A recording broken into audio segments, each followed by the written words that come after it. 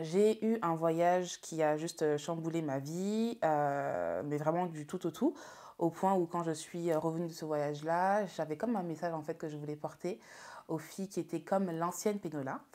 Et donc du coup, je me suis dit, que si je discute avec des jeunes, en étant moi-même jeune, ça va mieux passer que si c'est un parent qui lui fait la morale, il va se dire: «Ah mais de toute façon mon père, ma mère elle est trop rabat-joie», tu vois? Donc j'ai commencé par des courts-métrages, comme Jalousie entre filles, où je fais une mise en scène et après une petite morale à la fin. Et par la suite, je suis plus rentrée dans le perso. Qu'est-ce qui, moi, se passe dans ma vie, comme la vidéo avec mon papa où il m'a emmenée chez le médecin pour voir si j'étais encore vierge ou pas. On va en parler. Et c'est et là, ça a juste explosé. Et donc, voilà comment ça a commencé. C'est qui l'ancienne Pénola? L'ancienne Pénola, c'est une jeune fille euh, qui s'en fiche tellement de tout qu'elle ne fait pas grand-chose, en fait. Ah, d'accord. C'est-à-dire que tu manquais d'ambition, tu manquais de projet à une période de ta vie? Paradoxalement, je ne manquais pas d'ambition. Oui. C'est-à-dire que depuis l'âge de 8 ans, j'ai l'image de moi. À l'époque, on vivait à Épinay, au 18e étage, devant le miroir. Plus tard, je serai une leader, je serai une star et il y aura un groupe de femmes derrière moi qui va me suivre. Mais pourtant, dans la vie de tous les jours, je ne faisais rien qui promettait cela. Donc, non, j'ai toujours été ambitieuse, je pense, mais juste, je sais pas, je n'aimais pas forcément travailler à l'école. Je restais toujours avec mes copines et mon copain de l'époque, mon copain toxique. Le fameux copain toxique Ouais, le dont tes fameux parents t'ont éloigné, ça je l'ai Ex- vu. Non, je l'ai vu, je sais pas où je l'ai vu, je crois que je l'ai vu sur les réseaux sociaux. Mm. Tu expliquais qu'à un moment donné, la relation était tellement toxique que tes parents t'ont dit: Viens, on va partir en voyage C'est ça. en Afrique. C'est ça, on va aller au mariage d'une tante. C'est ça, C'est c'est ça, ça, hein? c'est ça, c'est Et ils ça, t'ont laissé là-bas exactement. 1 an et demi. Ouais, 2 ans.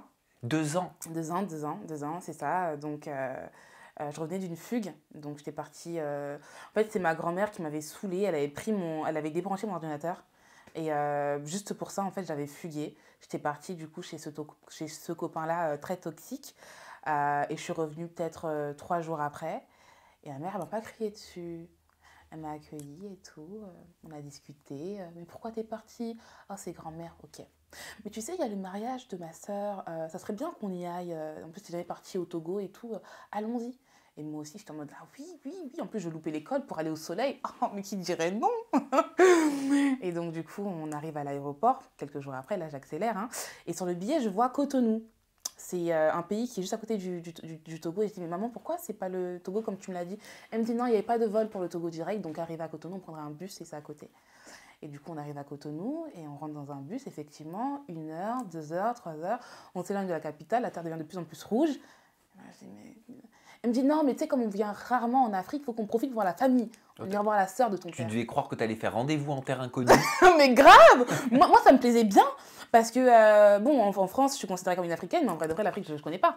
Donc, moi, c'était un ouais, je suis en Afrique et tout, c'est trop, trop, trop bien et tout. Donc, je vais découvrir. Mais je n'étais pas prête à ce que j'allais découvrir à la fin de ce voyage. Et du coup, on arrive chez cette tante-là. Donc, je suis dans ma chambre et tout. Je cherche le wifi et tout et tout. Et là, on toque à ma porte et tout. On rentre. On me dit, ton père qui est au téléphone. Je décroche. Mon père qui me dit, t'es bien arrivé, Pénola? Je dis oui. T'es bien installé, ça va? Je dis oui. Il me dit, ok, tu vas y rester. J'ai dit, pardon? Pardon? Et donc, c'est comme ça que je suis restée 2 ans et demi en Afrique. J'ai fait d'abord 1 an et demi. Je suis revenue en France. J'ai reçu ce texte toxique-là. Et de moi-même, j'ai dit, en fait, je préfère retourner parce que je ne suis pas prête. C'est incroyable quand même de t'extirper d'un homme toxique par la distance. C'était tant nécessaire que ça?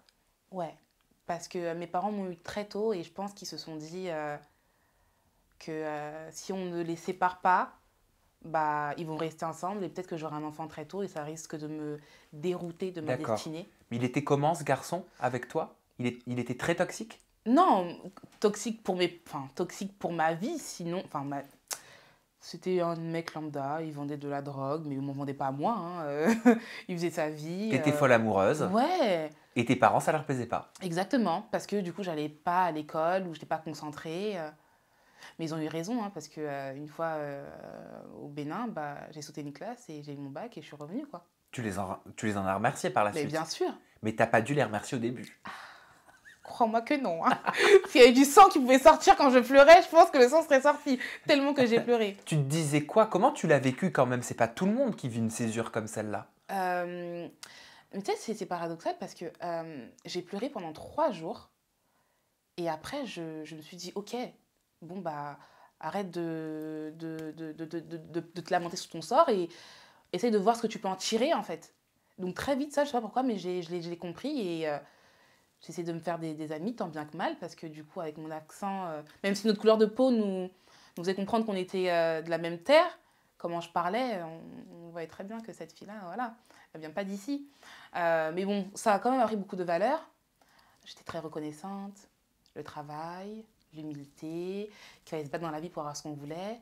Donc vraiment, quand je suis revenue de ces 2 ans et demi en Afrique, ça m'a changé du tout au tout, quoi.